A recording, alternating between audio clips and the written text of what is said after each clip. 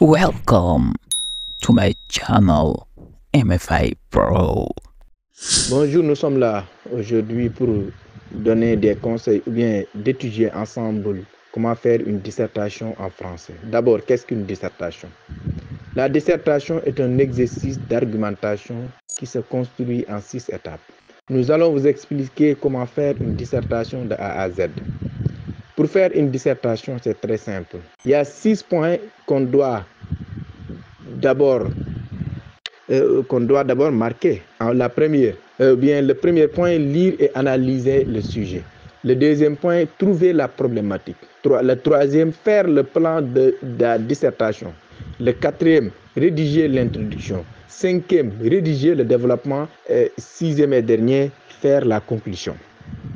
Pour tout comprendre sur comment faire une dissertation, nous allons utiliser un exemple un exemple concret issu des analyses des annales du baccalauréat passé. Il faut utiliser ces genres pour mieux comprendre ou bien pour s'exercer. Il y a ce qu'on appelle table des matières. Ce que je venais de dire, lire, analyser le sujet, trouver les problématiques, faire le plan de la dissertation, rédiger l'introduction, rédiger le développement de la dissertation, écrire la conclusion, présentation gratuite. Mais je venais de dire lire et analyser le sujet. Donc, je vais venir à lire, comment lire et analyser le sujet. Lire et analyser le sujet. Vous allez devoir produire une réflexion organisée sur un sujet spécifique qui vous est imposé.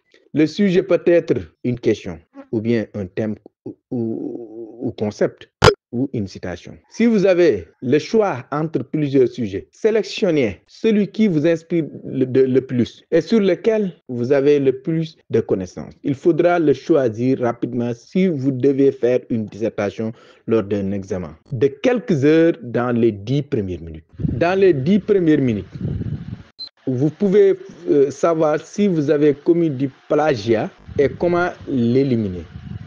La technique du Turnitin, résumé de toutes les sources trouvées, une comparaison avec une base de données énorme. S'il s'agit du deuxième point, c'est-à-dire trouver la problématique. Pour trouver la problématique, lisez plusieurs fois la reformulation du sujet rédigé à partir de vos définitions au brouillon. Écrivez toutes les idées qui vous viennent à l'esprit sur le sujet. Exemple, auteur, événement. S'il s'agit du troisième point, faire le plan de la dissertation. Le plan d'une dissertation peut prendre diverses formes. L'important est qu'il réponde bien à votre problématique pour que vous évitiez le hors-sujet. Ce que tu dois faire en premier, utilisez votre brouillon initial sur lequel vous avez noté vos idées. Classez ensuite ces idées par thématique ou argument. Normalement, vous pourrez arriver à 2 ou 3 idées principales, divisées du moins en 2 ou 3 sous-parties qui seront illustrées par des exemples concrets. N'oubliez pas de rédiger une transition entre chaque grande partie. Conclusion, entre parenthèses, conclusion de la partie actuelle et introduction de la partie suivante. Rédiger, le quatrième point, rédiger une introduction. Comment rédiger une introduction? L'introduction, c'est quoi d'abord une introduction? L'introduction vient pour te dire, l'introduction d'une dissertation doit suivre une structure stricte. Elle introduit le sujet, la problématique et le plan. Les parties d'une introduction de dissertation sont une amorce ou phrase d'accroche. Le deuxième, l'énoncé du sujet. La définition des termes et reformulation du sujet. La problématique, l'annonce du plan. Comment reformuler des textes efficacement. Reformuler des phrases,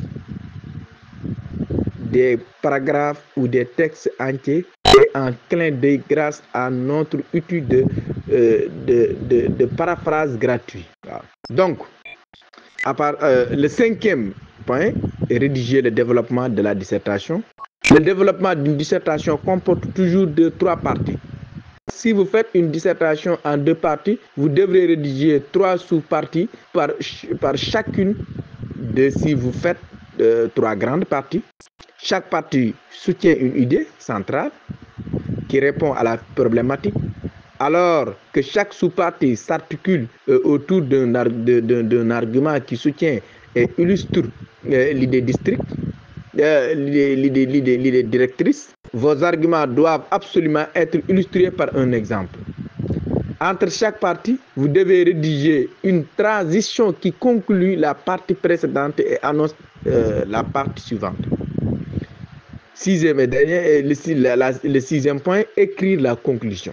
Comment écrire une conclusion? La conclusion d'une dissertation est une brève synthèse du développement en indiquant nettement la réponse à la question posée dans l'introduction.